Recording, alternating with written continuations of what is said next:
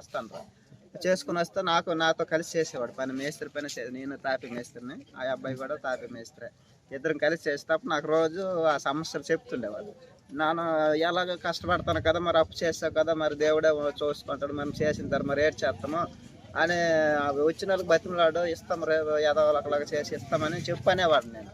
కానీ అలాగనేవాడు, కానీ ఎక్కువ వడ్డీలో అసలు అన్నీ పెరిగిపోతున్న టైంలో ఏంటంటే ఏది చెయ్యాలో అర్థం కాని పరిస్థితుల్లోన రోజు సీరియస్గా ఉంటుండేవాడు. పనిలోకి వచ్చి సీరియస్గా అంటే అప్పులు సమస్యలు ఎక్కువైనప్పుడు ఎవరైనా మనశ్శాంతి ఉండదు కదా, ఉండదంతా ఎప్పుడు సీరియస్గా ఉండేవాడు.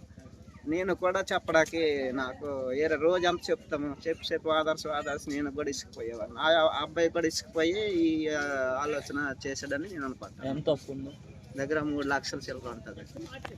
ఈ ఇల్లు కట్టారు, ఇంటి మీద ఒక బైక్ అట్లా ఫైనాన్స్ మీద తెచ్చారు. ఫైనాన్స్ వాళ్ళు నెల కట్టకపోతే వాళ్ళు ఒప్పరు.